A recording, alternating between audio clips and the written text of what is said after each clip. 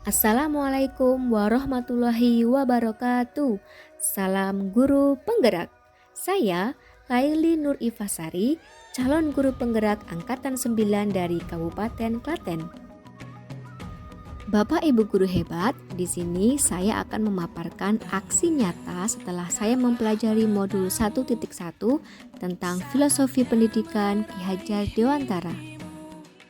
Refleksi yang pertama, perasaan selama melakukan perubahan di kelas.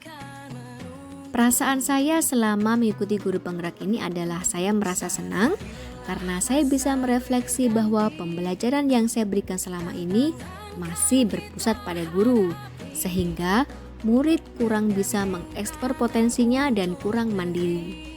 Setelah saya mengikuti guru penggerak, saya memahami bahwa pembelajaran seharusnya berpihak pada murid. Murid adalah subjek baik dalam pendidikan yang memiliki kebebasan berekspresi, berkreasi, berpendapat, berkarya, dan berkolaborasi. Setelah mempelajari modul 1.1, saya memahami bahwa tujuan pendidikan sejatinya adalah menuntun segala kekuatan kodrat yang ada pada anak-anak, baik kodrat alam maupun zaman, agar mereka dapat mencapai kebahagiaan yang setinggi-tingginya, baik sebagai manusia maupun sebagai anggota masyarakat. Anak bukanlah kertas kosong yang bisa digambar sesuai dengan keinginan orang dewasa atau begitu juga pendidik. Setiap anak lahir dengan kekuatan kodrat yang masih samar. Tujuan pendidikan adalah memfasilitasi atau membantu anak untuk menebalkan garis samar-samar yang baik. Garis yang tidak baik dibiarkan semakin samar dan tidak terlihat. Dalam pendidikan, anak harus memiliki kemerdekaan dalam belajar. Manusia merdeka adalah manusia yang hidupnya bersandar pada kekuatan kodrat atau potensinya sendiri, secara lahir dan batin, bukan pada kekuatan orang lain. Oleh karena itu, keberhasilan pembelajaran tidak hanya terdapat pada aspek kognitif, tapi juga aspek afektif, psikomotor, dan sikap atau akhlak, atau yang dinamakan dengan budi pekerti. Refleksi kedua, ide atau gagasan yang timbul sepanjang proses perubahan. Ide atau gagasan yang muncul selama mengikuti guru penggerak. Yang pertama, mengubah metode pembelajaran yang semula berpusat pada guru atau teacher-centered menjadi berpusat pada murid atau student-centered dengan menerapkan keterampilan abad 21 yakni berpikir kritis, kreatif, komunikatif, dan kolaboratif. 2. Guru tidak hanya transfer ilmu, namun juga harus menjadi teladan agar murid mengaplikasikan budi pekerti yang baik atau dalam semboyan Ki Hajar Dewantara disebut dengan ing ngarsa sung tulado. Memberi motivasi ing madya mangun karso dan memberi dorongan murid untuk memaksimalkan potensinya atau tuturi handayani. Refleksi ketiga, pembelajaran dan pengalaman dalam bentuk catatan praktik baik. Praktik baik yang muncul setelah mempelajari modul 1.1. Kegiatan praktik baik ini dilaksanakan melalui 3 tahap. Pertama, tahap perencanaan. Kegiatan ini berisi diskusi dan koordinasi dengan kepala sekolah, waka kurikulum, rekan sejawat, dan anggota MGMP Sekolah Bahasa Inggris dalam menyusun perangkat pembelajaran. 2. Tahap penerapan. Melakukan pembelajaran yang berpusat pada murid menggunakan metode pembelajaran cooperative learning yang berjenis Think, Pair, Share atau TPS. 3. Tahap refleksi. Mereview kelemahan atau kekurangan metode pembelajaran yang dilakukan, kemudian mencari solusinya. Tahapan pembelajaran dengan metode Think, Pair, Share. Menurut Al-Tabani, langkah-langkah model pembelajaran kooperatif tipe Think, Pair, Share atau TPS dilakukan melalui beberapa tahapan, yaitu sebagai berikut. 1. Think atau berpikir.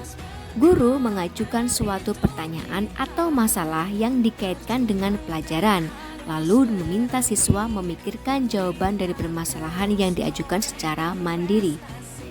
2. Pair atau berpasangan. Guru mengarahkan murid untuk berpasangan dan mendiskusikan apa yang telah dipikirkan dengan teman sebangku. 3. Share atau berbagi.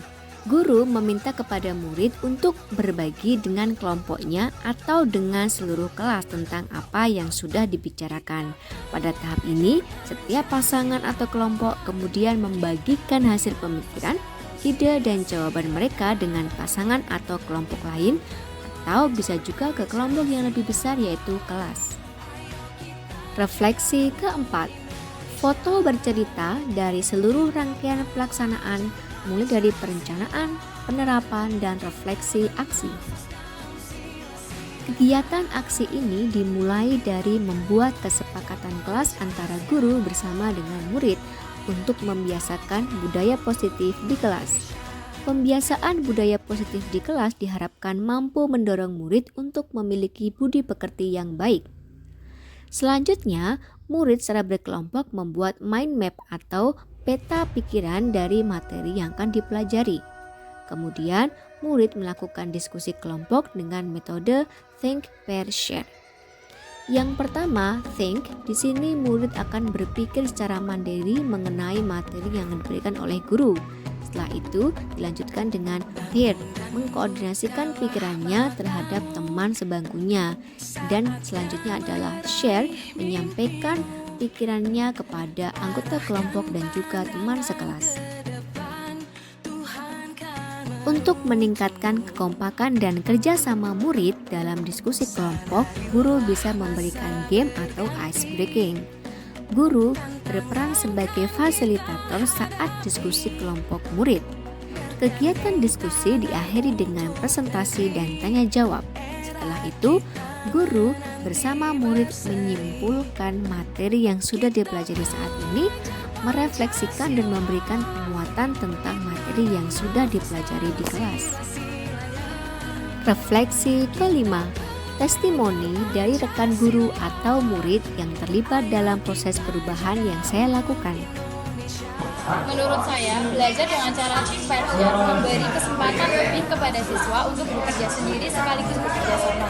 Juga merupakan suatu pembelajaran kooperatif yang memberikan kepada siswa waktu untuk berpikir dan merespon, serta melatih siswa untuk berpikir kritis dan bernalar. Menurut pengalaman pribadi saya selama menggunakan metode pembelajaran tim version memiliki beberapa keunggulan. Salah satunya adalah memberikan kesempatan lebih bagi siswa untuk bekerja sendiri sekaligus bekerja sama dengan temannya. Namun balik kelebihan itu, menurut saya metode pembelajaran tim version memiliki beberapa kelemahan. Yang pertama adalah kurangnya ide yang muncul dan yang kedua tidak ada penengah jika ada kedua kelompok yang sedang berselisih. Itu saja pengalaman saya selaku menggunakan metode pembelajaran dengan tipe think version. Terima kasih.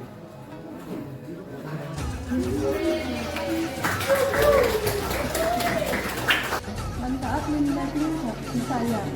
Mind mapping memberikan banyak manfaat dalam proses belajar karena membuat siswa terbiasa mengelompokkan dan mengorganisasikan informasi penting dari ide utama dan pelajaran sehingga materinya mudah dipahami. Kita akan sering dalam pembelajaran yaitu senang karena dapat mengurangi stres dalam pembelajaran. Manfaat dari permainan atau game tadi adalah menambah kekompakan dan sportivitas siswa. Refleksi dari aksi nyata yang dilakukan. Tantangan 1. Siswa kurang muncul ide saat diskusi. Solusinya, mengarahkan siswa untuk memperbanyak literasi saat diskusi. 2. Tidak ada penengah ketika dua siswa atau pair berbeda pendapat dalam diskusi kelompok. Solusinya, guru memberi penguatan kepada siswa bahwa perbedaan pendapat dapat didiskusikan bersama dengan kelompoknya, kemudian hasilnya dapat disepakati bersama. Tantangan ketiga, masih ada murid yang tidak aktif saat diskusi. Solusinya, guru bisa memantau jalannya diskusi kelas, kemudian memberi motivasi atau bimbingan secara personal kepada murid yang kurang aktif. 4. Beberapa murid kurang percaya diri saat kegiatan presentasi. Solusinya, guru membiasakan murid dengan kegiatan presentasi agar mereka terbiasa, dan menguasai teknik-teknik dalam berbicara di depan kelas. Terima kasih telah menyaksikan video ini, Bapak Ibu guru hebat. Salam tergerak, bergerak, dan menggerakkan. Salam guru penggerak. Assalamualaikum warahmatullahi wabarakatuh.